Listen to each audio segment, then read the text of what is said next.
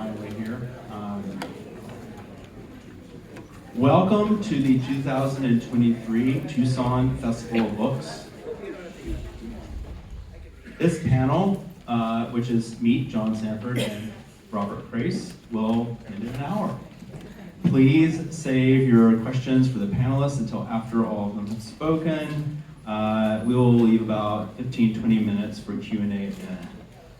The festival organizers thank the William and Mary Ross Foundation and the University of Arizona Facilities Management for sponsoring this location, and Peter and Betty Bingston, sorry if I'm mispronouncing your name, and Frank and Catherine Hartley for sponsoring the upcoming discussion. Make sure to stop by the book sales area and author signing after the session. Book sales at the festival helps support the cost of the festival and the local literary programs it funds. You can also help keep the event free and open to everyone by becoming a friend of the festival or a sponsor of the festival. Please stop by the Friends booth or by going online to TucsonFestivalBooks.org.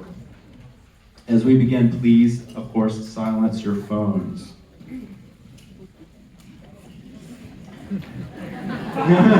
That includes panelists. So my name is John Copenhaver, and it's my distinct pleasure to introduce Bob and John for today's talk. Robert Crais, Bob, is the author of the best-selling Elvis Cole series. He received the Ross Macdonald Literary Award and was named the Grand Master by Mystery Writers of America in 2014, which is NWA's highest honor, and received the Louisiana Public Broadcasting Legend Award. He's won Anthony Berry and McCavity Awards, as well as many others. His debut novel, The Monkey's Raincoat, was selected by Independent Mystery Booksellers Association as one of the 100 favorite mysteries of the century.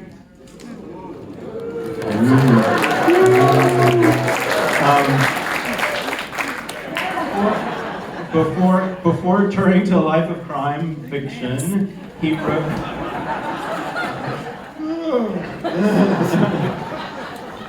wrote scripts for major television series as Hill Street Blues, Cagney and Lacey, and Miami Vice.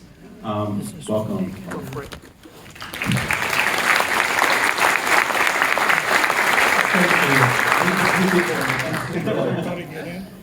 John Sandford, a pseudonym for John Camp, as you probably all know, is author of 55, published.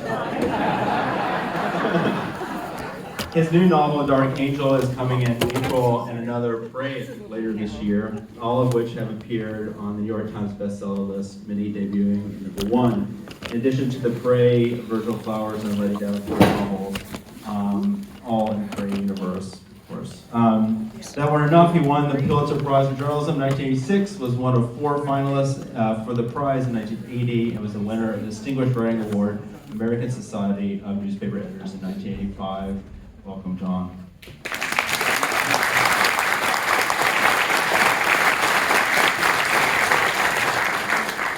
So I'm going to start with a question that it probably is going to locate us more in the work that is most recently published. So certainly thrillers must be entertaining. In fact, I would argue that all fiction needs to be entertaining, but thrillers must be entertaining. They can also be full of complex and intriguing thematic messages and moral problems. John, in Righteous Prey, you are tapping into a widespread frustration many folks feel about political and financial corruption. Your central conceit, what if someone decided to form a clandestine group of wealthy assassins called Five, and that would kill these immoral power brokers? What would happen? The central question is, does, I think, vigilantism work? How did this develop for you? How did this idea come about? You're asking me if vigilantism works. Does it work? Yes. That's not what they're offering. The novel might suggest. No, the fact of the matter is that there's a very common phrase that says violence never settles anything, but of course for the people who are at the receiving end of the violence, it often settles a lot. As we're finding out in the Ukraine, if Russia manages to overwhelm Ukraine, having killed thousands and thousands of people on both sides, it has settled a lot for those people. And so the question of does vigilantism work in this particular book, the reason I was kind of interested in that whole concept is because I kind of suspect it would. Because we no longer really have a situation where ultra-rich people commit crimes. In other words, we don't really have what we used to call crime families of mafia people and other groups like that. What we have is we have people who sort of bend the laws and who work their way around the laws, or who barricade themselves behind huge numbers of lawyers. And the stuff that they do is really unconscionable in a lot of ways. We have environmental problems that are caused by people who don't care about environmental problems. And I'm not talking about, I'm not some kind of real woke activist or something like that, but I'm saying that like this train wreck that happened just a few days ago, which released a huge environmental problem on a small town up in Ohio. The railroad apparently knew that there were serious safety problems, but it was going to cost them a lot of money to fix them, so they didn't. And so now they've got a huge mess on their hands.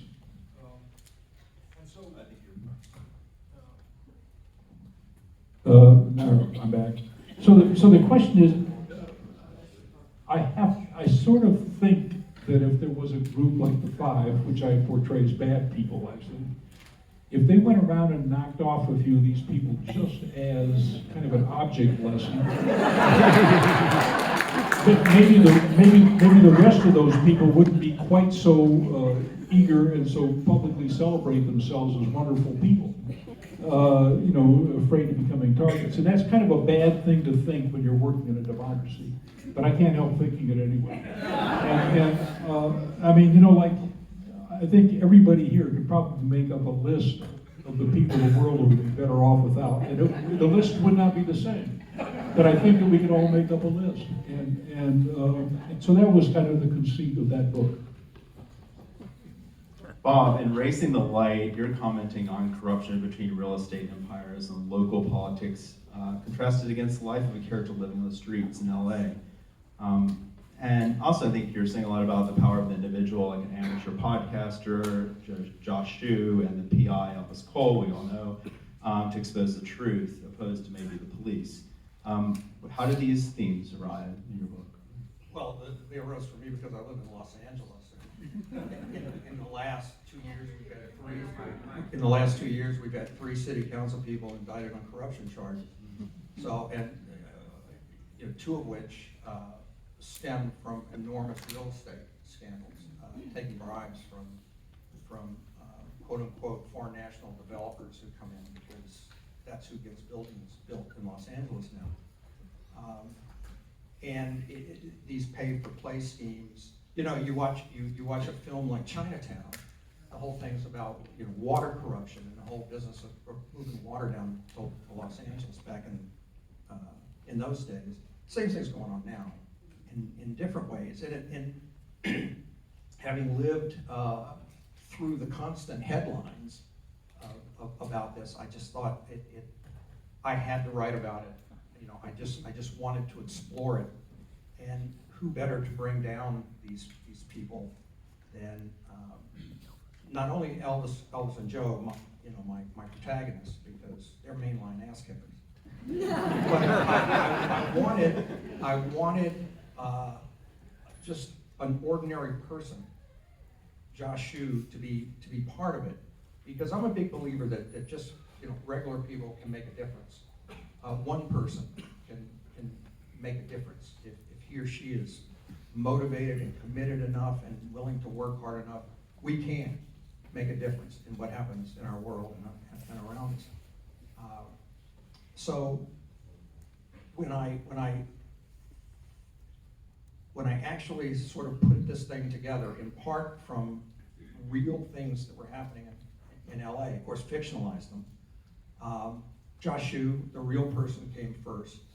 And I kind of knew what I wanted him to be, someone who society could so easily dismiss book, you know, if you haven't, I'm going to tell you. So here's Josh Shue, and he's this large, kind of unsightly, brilliant, semi-antisocial person whose parents just simply, they cannot reach him anymore. They basically, certainly his father's given up on him. And he has this little podcast about extreme weird stuff because that's what interests him. So basically, societally speaking, he's a nobody. Yet he uncovers this. And he is committing his life to bringing the truth out and justice to these corrupt people and politicians.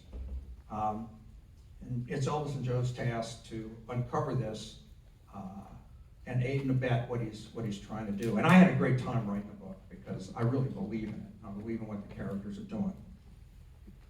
Do you think, and this is sort of a question for both of you, that that a thriller writer's part of your mission is to be in conversation with sort of contemporary, whether it's local politics or big moral questions hovering around? Let me get to that in a second. I want to riff on, what Bob said for a minute, because it made something pop into my head. There's this huge railroad project that's underway in California that's supposed to link a high-speed train between Los Angeles and San Francisco. And it's a complete disaster. They're going to spend maybe hundreds of billions of dollars building this thing. And it turns out, I think there's a story either in the Wall Street Journal or the Washington Post that the problem was the route that the train took. And it turns out that the route was decided between two people, a corrupt developer and a corrupt government guy who had the vote to approve it. And this was stated very explicitly in this newspaper story, and nothing was done. And we're literally talking about hundreds of billions of dollars to build this thing. And it's never going to get built now, it looks like. It looks like they've spent all the money and there's nothing done. And I mean, they've trying to run the railroad out now to some isolated little town in the valley. And it's just a disgrace. And the main purpose of thriller novels is to entertain people. And there are some requirements for thriller novels, one of which is velocity. They've got to move right along. They've got to entertain you. They've got to keep you going. And some kind of heavy-duty discussion of a social issue is not going to work very well. But one of the things you can do is you can pick out some of these assholes and just try to nail it down.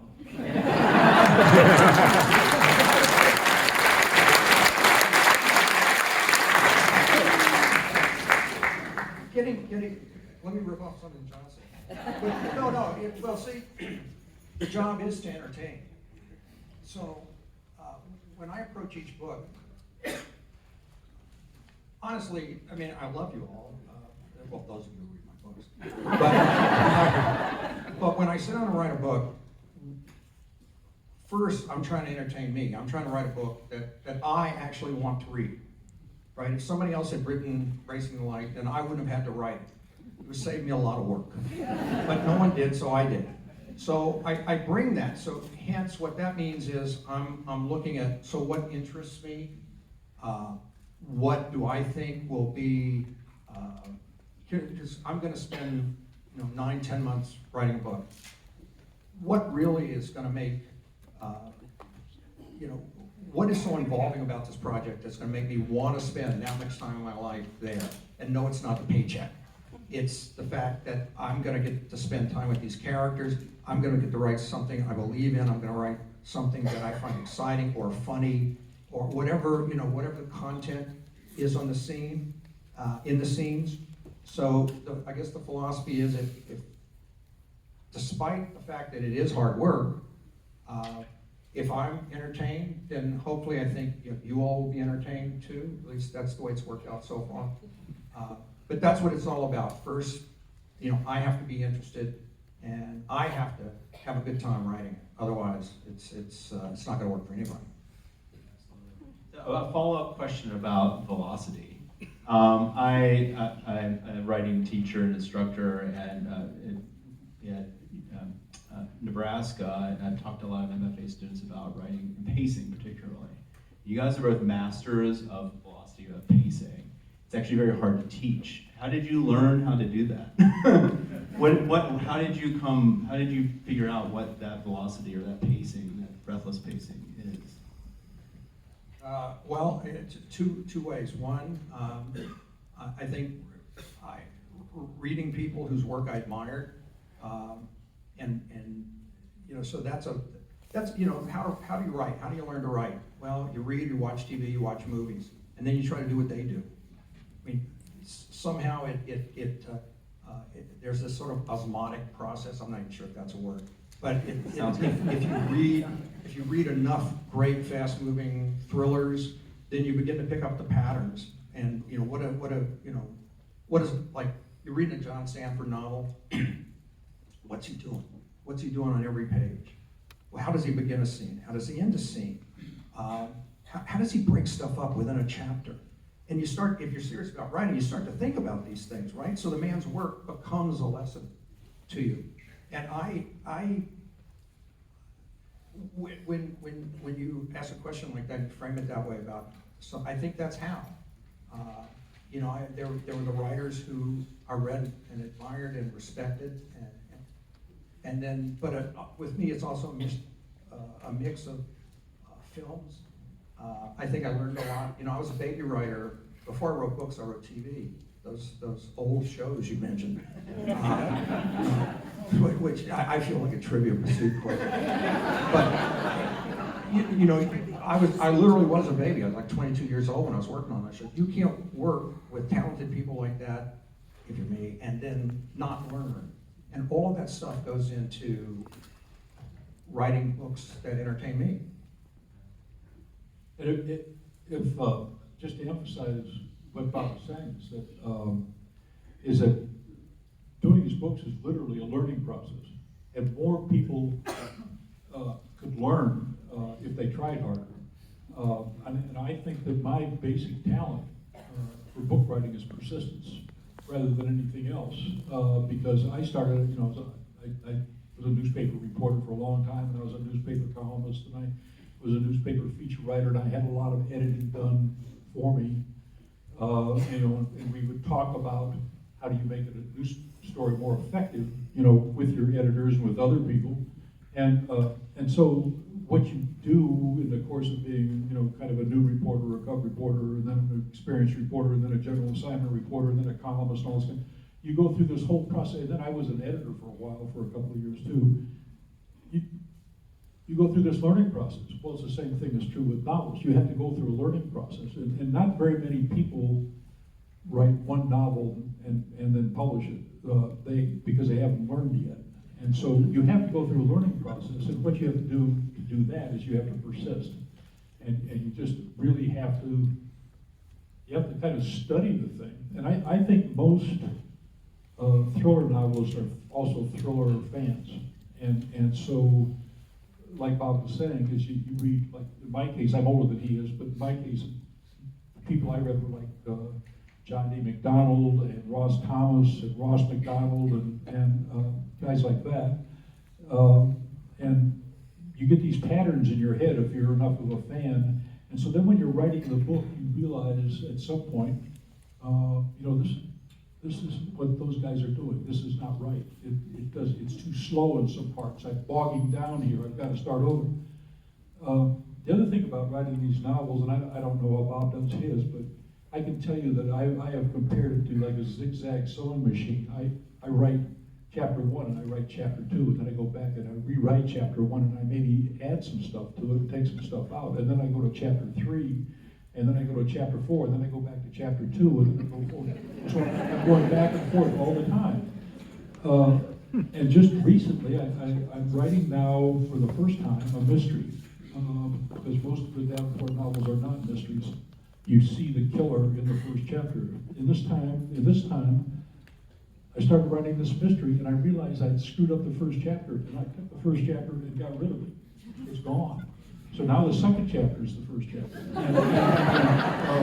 And so because after I read that first chapter a few times, I realized this isn't right.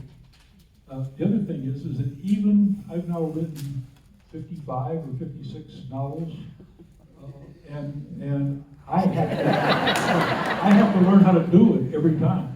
I really do. That's by the way, that's true. I found that crazy weird. I mean, you'd think, okay, I've written so many books, it'd be easier, right? I know how to do it. It's every time you start a new book, it's like you have to relearn how to do it because each of the books is different. I remember when I first began this, when I sold my very first novel, Monkey's Raincoat.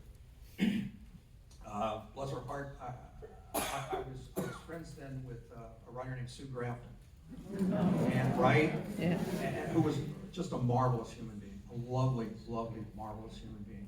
But like me, you see, she was a TV writer first, and then she began writing books, so we had a lot in common, we became friends. And she was about, I believe she was 6 books ahead of me. You know, I published Monkey, which was my first, and I think she was on E or F. And so now I'm writing my second book.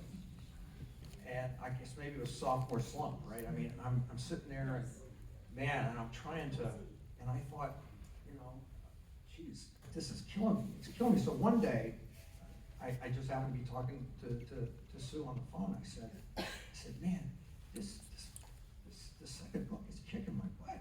I said, you know, I thought having finally, because I wrote several unpublished novels before Monkey's Raincoat, you know, again, because it's not just like you write the one book and you're there. So now I've done all that work. I finally got it right with Monkey's Raincoat. I write number 2, and 2's killing me. And I said, Sue, Jesus, I thought now that I cracked the code, and Monkey, I was fairly happy with, this one would be easy, and it's not. And she says, honey, they get harder and harder. Because she was from Kentucky, but that was my Kentucky accent. But she was right, and man, I'm writing my 25th novel now, and you know what? It's kicking my butt too.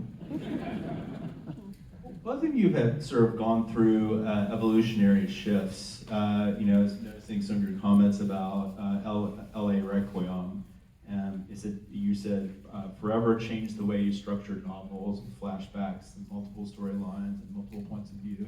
And John, certainly you have expanded your universe and had different protagonists in the same universe. Is there a point in your careers where you feel like things you moved a certain direction, or did it happen all at once, or was it more gradual? With me, it was just kind of out of boredom. I wanted to develop some new characters. And I was writing the prey books, but I had flowers as kind of comic relief. In one book, a woman was just about ready to kill Davenport. She just had him dead to rights, and Virgil shot him. He shot her in the leg. And Davenport's something to the effect of, why in the hell did you shoot her in the leg? She's about to kill me. You should have shot her in the chest. And he said, I was aiming at her chest. and so he kind of came in as comic relief, but I realized that I enjoyed doing that, so I broke him out as a new character. And then I broke out Davenport's adoptive daughter, Letty, because I liked her just as a character. And the publisher kept saying, why don't you do a Letty book? And so I did that. I found that I'm not sure that I could write women. I'm not sure I could write women as main characters. I have a number of black characters in my books, and I find the black males, the black males are easier to write than women are.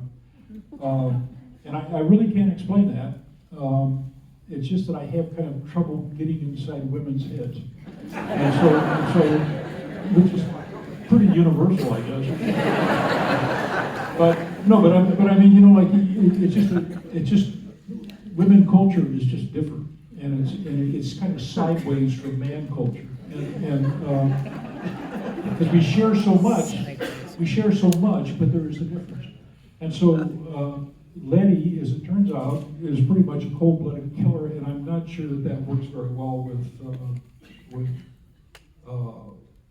I'm just not sure that that works as well as it should. And so we'll love to see what happens with her. And I'm not going to talk any more about women culture because then I'll get in trouble, and I'll soon avoid that. Too late for that. Bob knows a lot more about that than I do. Too late. Too late. For me, when I started writing the books, I wrote in what I call the classic Chandlerian pattern. Everything was first person point of view from my character, Elvis Cole, the entire book, start to finish. And I love that. I did that for a reason. I really love that. I enjoy that kind of fiction and novels. But so now I'm going along. I'm writing book 2 and 3 and 4. And I'm loving my characters, especially my secondary character, Joe Pike, who was very enigmatic, and though I was showing very little of him in the books, I knew there was an enormous universe of him that I wanted to show. I wanted to explore. Why is Joe Pike the way he is, etc. So I sort of edged my way into the 7th book, L.A. Requiem, which I do think, for me personally, totally changed the way I look at my novels, because I had to break that first-person format in order to reveal what I wanted to reveal about Joe and make it immediate and real. I couldn't just have Elvis Cole in first person talk about it, or the two of them talk about it in a real-time scene. That wouldn't be very powerful. I wanted you, the reader, and me, I wanted us to be there in those moments. So I had to break point of view. And this may not seem like much of a decision to you all, or now in retrospect, but it was traumatic for me. I mean, I created these books and I'm writing them and people seem to like them and I like them, and suddenly now I'm gonna change them completely. And I went through all this. Oh my God, the anxiety was terrible. My gin bill went up. I was trying to figure, oh my God, I'm gonna kill my career. Oh my God, this is never gonna work, because see, I don't just start at the beginning like John and go forward. I'm a big outliner. That probably comes from my TV background. But I try to figure out as much as I can before I begin writing the books. I don't figure it all out. There's a lot of changes as I go. And I'm a peculiar writer anyway. I don't really write all the scenes consecutively, linearly. Sometimes I write scenes that won't appear until the middle or near the end of the book. I write those first, just because they're in my head and I want to write them.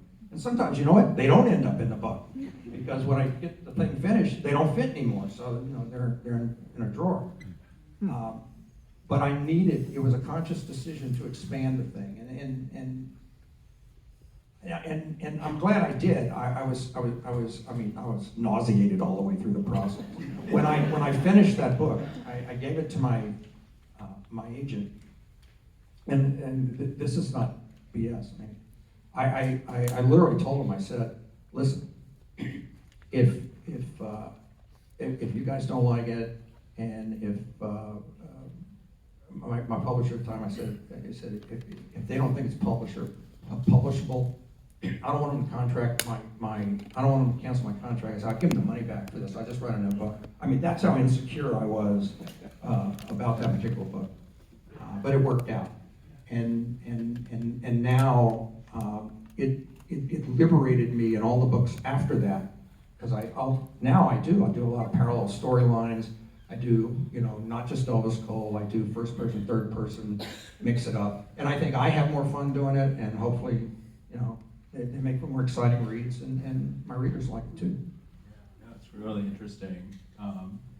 And so, sort of squarely in the sort of side of the men's experiences, in both your series, male friendships are at the center of storytelling, and I'm curious about how these friendships are important to the stories and perhaps important to you.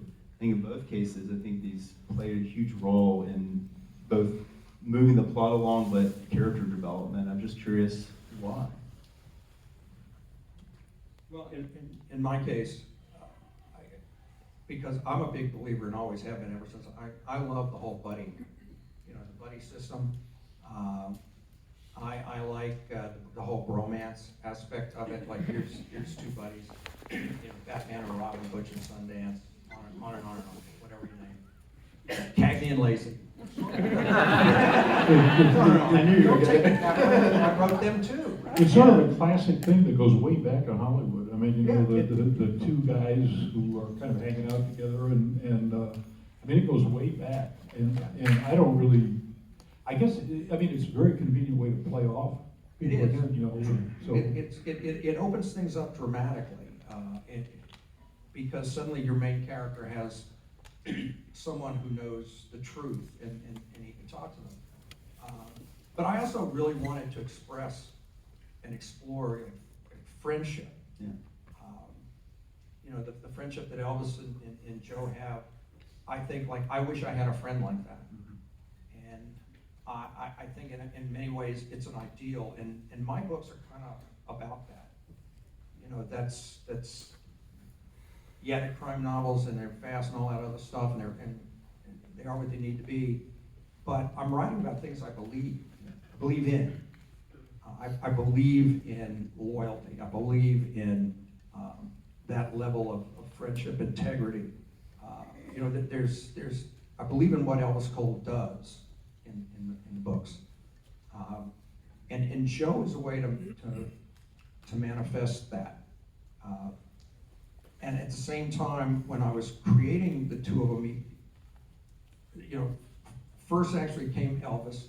When I was figuring it out, all before I wrote the first one, when I was still trying to decide, okay, should his name be Elvis or Steve?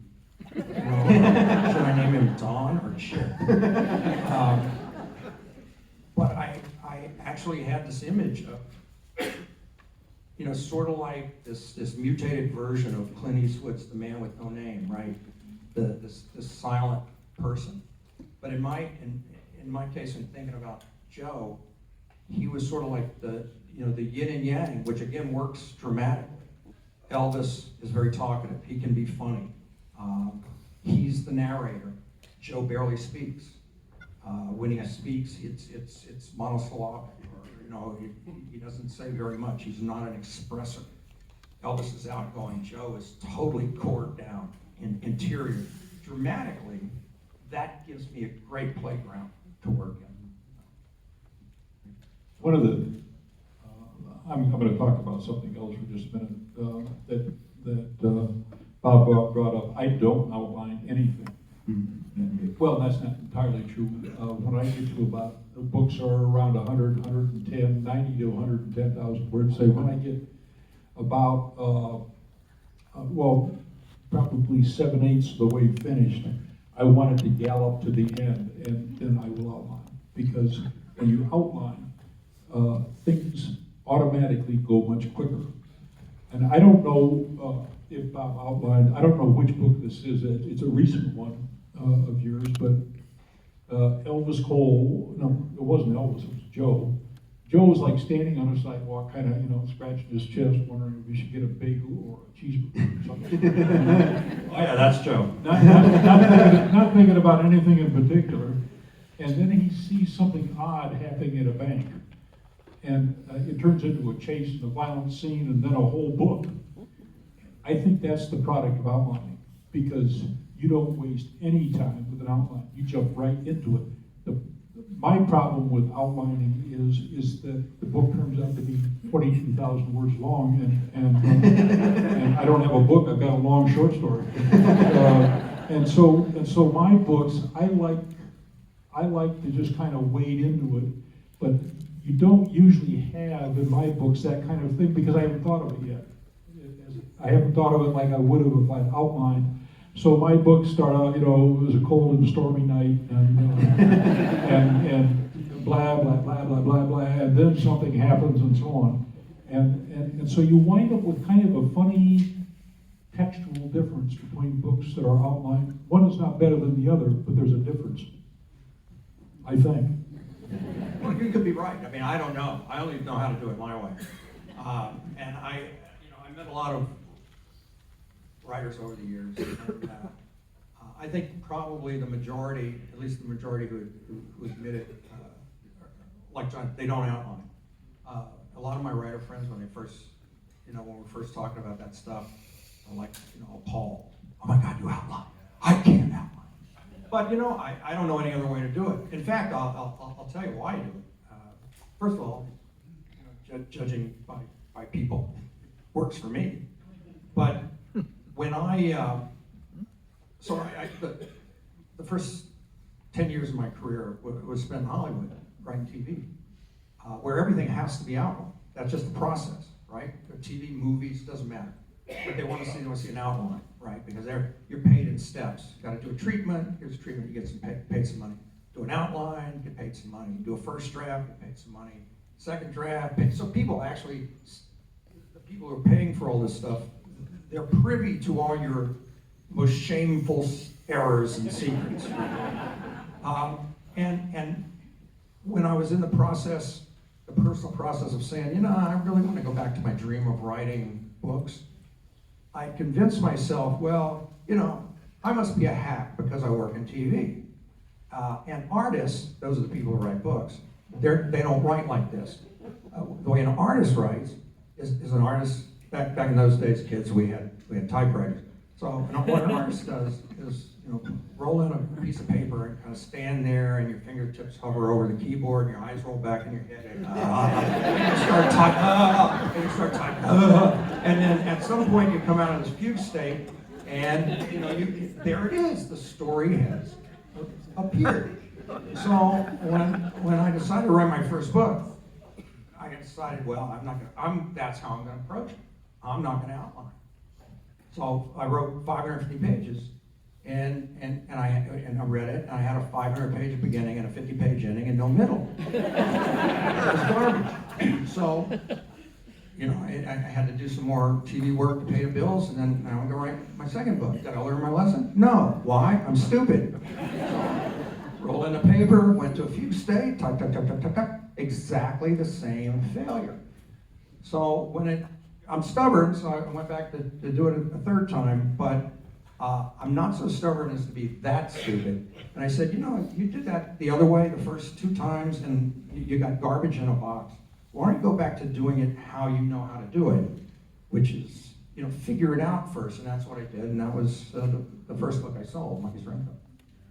I can relate. My first 2 books, I did an outline, and I pulled my hair out. The third one I did, and it's like heaven. So I'm a convert. It goes back to the OMFA sort of myth that it is just going to flow out of you, and you're damaging the experience by outlining. I teach very differently these days. I'm pro outline, but I'm pro you doing what's best for you.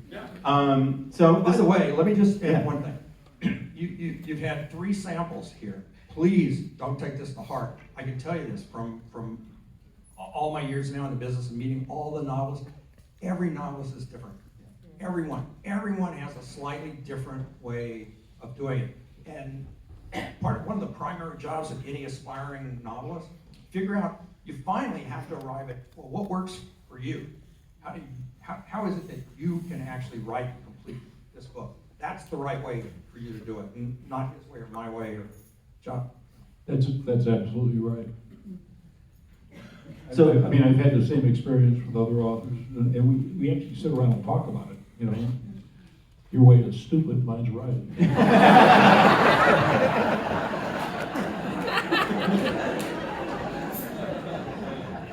All right, so I would love to pivot to some audience questions. I see some hands. Lots of hands from here, and then we'll. Yes. So, can you explain Hollywood to me? Wow. I can explain Hollywood too. We have many iterations of Harry Bosch, a wonderful character, and yet where's Joe Pike And where's Lucas Davenport? And why aren't we seeing them across?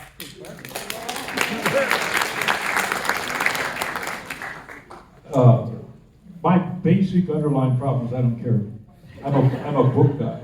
And in fact, I went to I went to one of these festivals, and I don't think it was here, but Larry McMurtry was there, and Larry McMurtry was an extremely excellent author, and all he talked about was Academy Awards and his movie stuff, and it really pissed me off. Because I'm not a movie guy, and I love movies. I mean, I really love movies, and I really love the Coen Brothers movies and all the others. I mean, that's genius level stuff, but that's not what I do, and I do books.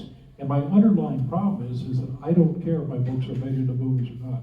I just really don't care. I mean, if somebody wants to make it into a movie and send me a check, that's fine with me. Otherwise, I don't want to hear about it. In my case, I've actively not wanted Elvis and Joe to be translated to, I don't just write Elvis and Joe novels, I also write the occasional standalone novel. I've written four standalone books. And those, I've got all of those, I'm happy to take Hollywood's money. I sold or optioned all four of them. But the Elvis Cole and Joe Pike books, I never wanted them to be made into films or TV shows. So I've always said no. And I mean, that could change in the future. But I've said no for so many years now. It would take, well, I'm encouraged by, 10 years ago, all things were pretty much crappy. But so many literary properties have, because of the streaming services, there's been some just terrific product made that, that's populated by actors who in the old days would never have done television. Like Tom Perry's thing, The Old Man. I mean, you got Jeff Bridges. What could be better than that? I mean, so there's fabulous actors and directors and filmmakers doing this stuff now. And so maybe the past couple of years I've been thinking, well, maybe I should lighten up. And I don't know that I'm going to, so no promises. But we'll have to see. Now with the other stuff, all four books were gone. Only one got turned into a movie. That was a book I wrote called Hostage with Bruce Willis. But here's one of the downsides. I wrote a book just before that called Demolition Angel about a female LAPD bomb technician who'd been killed on the job and then came back to life, and now she's trying to recover from that experience. Good book. Thank you very much. So I sold film rights to that. That film rights to that book were not optioned, outright sold. Before the even book was published. Well, how long ago was that now? It's going on 20 plus years. There's never been a movie. They still own it. There's nothing I can do about it. It's out there in what's called development hell, trapped. And for all I know, we'll be in that limbo state forever. And I often tell myself, what if that had happened to Elvis and Joe? What if like someone came to me and they said, oh, we want to buy Elvis and Joe? Because by the way, they don't buy, if it's a series character you've written, they don't come to you and they buy like the one book, right? They buy the characters. So, they're basically buying all your books because they're buying those characters. And I think of that all the time. Geez, what if I had sold Elvis and Joe? Then they would be in that limbo state and no one could ever do anything with them. So I'm glad I didn't. But I don't know about the future. We'll see.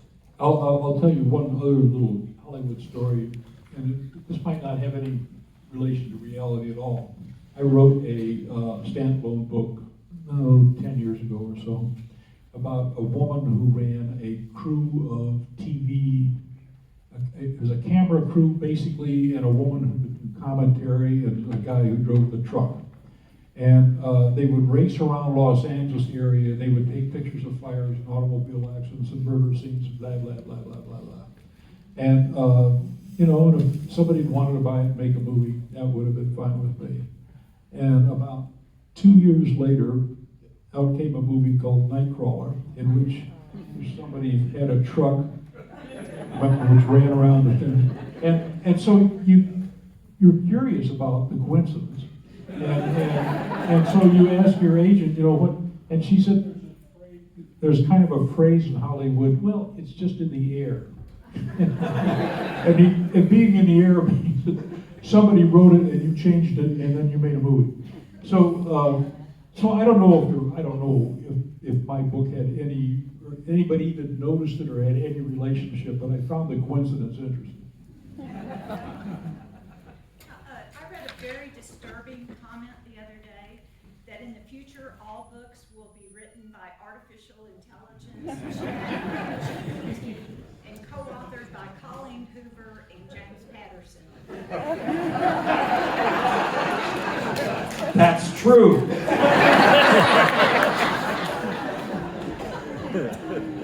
You know, the thing about AI, and I've read some AI stuff, is that it's non-idiosyncratic. And that is, it doesn't have weird stuff in it. It's all pretty straight up. And, you know, maybe AI will someday become powerful enough, but we'll all be dead anyway, and because it'll kill us.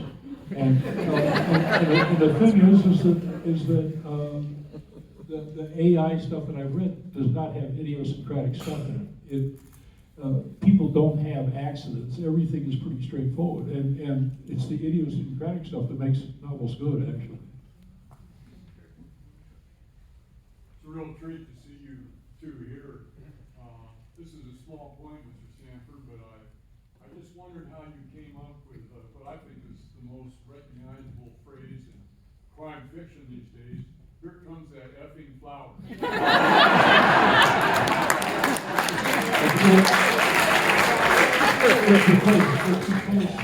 It's because flowers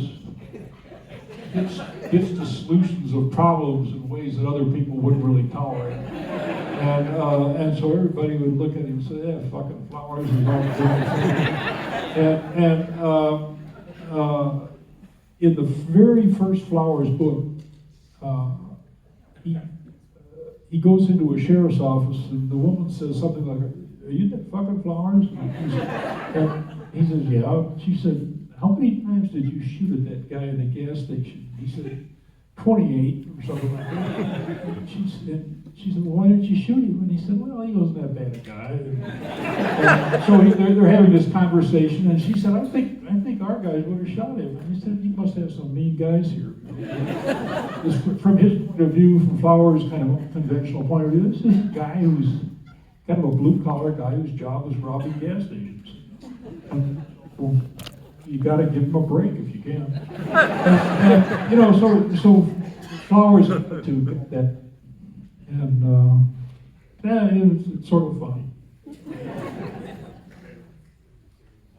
Robert, do you think you'll ever write another one where Elvis goes back to Louisiana? Do I think I'll ever have Elvis go back to Louisiana? Well, I think so.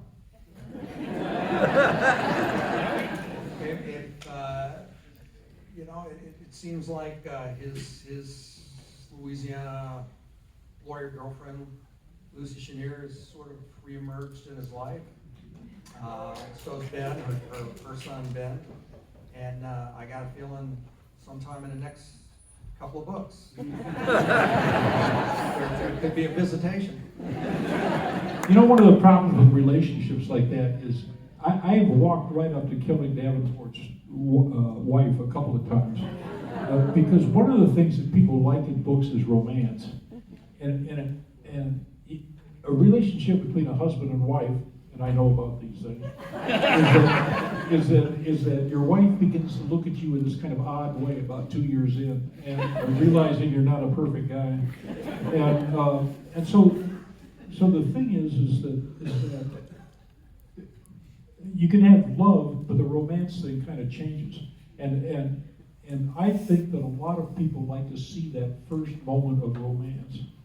And you know, the negotiation between two people who are falling for each other, I think, and I actually killed her off in the beginning of one book, and my editor said, no. And so I let her survive. And I kind of regret it, because and then Davenport could have a relationship. He can't have an outside romantic relationship and be a good guy. You know, if he had an affair on weather or something like that, then he'd be a jerk.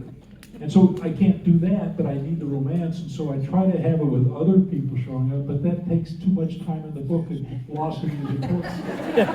So what I would recommend to Bob is that maybe Joe find somebody to fool around with in a really serious way. You know, like some kind of karate lady or something. Thank you, John. You're welcome. I'll look forward to it. You know, I love. Here's what's crazy about Elvis's girlfriend Lucy. She was introduced in my fourth book, Voodoo River, and she was populated through the books for the next, let's see, I think 4 books. There was this huge dramatic arc that ended up with her going back to Louisiana. But what I loved is my audience involvement with Lucy, because there's a lot of people who felt very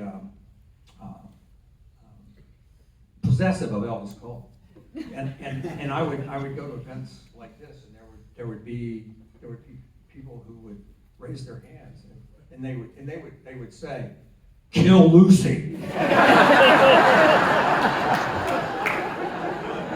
Exactly. Just get rid of that bitch. Get her out.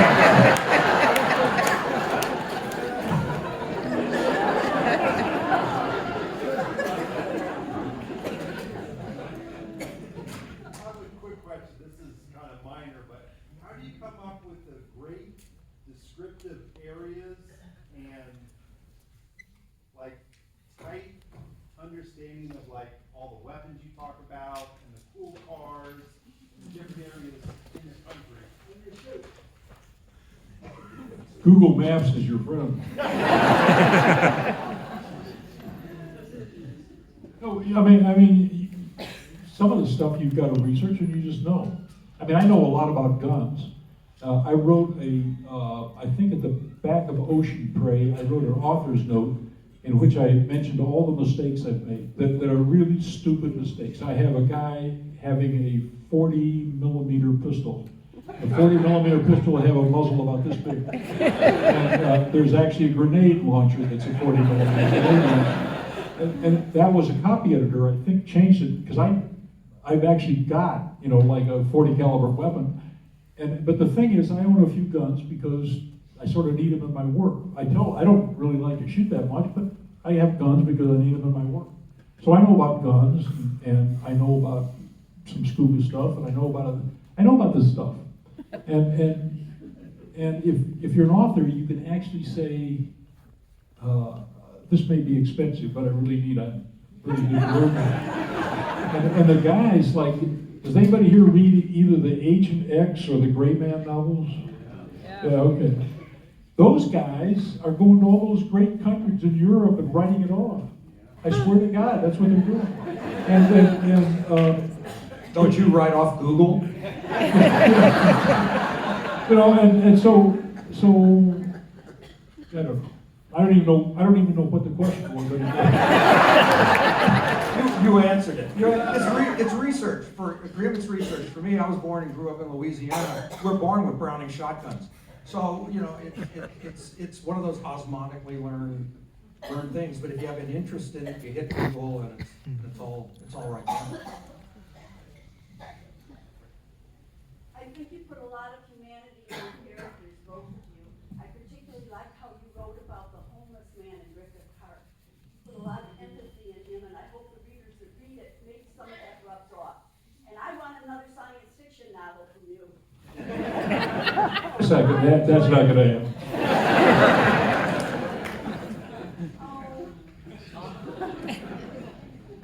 Well, thank you. Thank you. That was one of my goals in the book. We have a large homeless problem situation in Los Angeles. It's made the national news gazillions of times. And people tend to be, well, I wanted to actually have a character and make that character real, not just a shadow someone passes when they're driving by or sees, in a flicker image on the evening news. I wanted to make that person alive, and I wanted to make that person have value. And thank you for saying what you said. And so, I also had a homeless person in my last novel, and he was strangled in the first scene by one of the main characters. And my wife actually has taken care of a homeless man in Los Angeles now for more than 20 years. My daughter went to USC, and that was 11, 12 years ago, but she was there for 6 years, and every year we would go back and it would get worse and worse and worse, and I don't know what they can do about it. Nobody knows. Circle back a little bit to either big screen, small screen, anything. Just, I'm sure you guys have both thought about this maybe some point in time. Just in your minds, who would play your main character?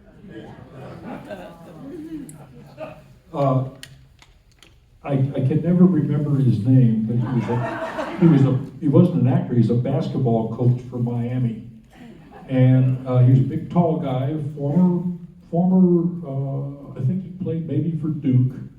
Big, tall guy, black hair, always wore plutonium suits, and was going to go around like this. And he's a basketball coach. And pardon me? Pat Riley. Yeah. Pat Riley would look like Lucas.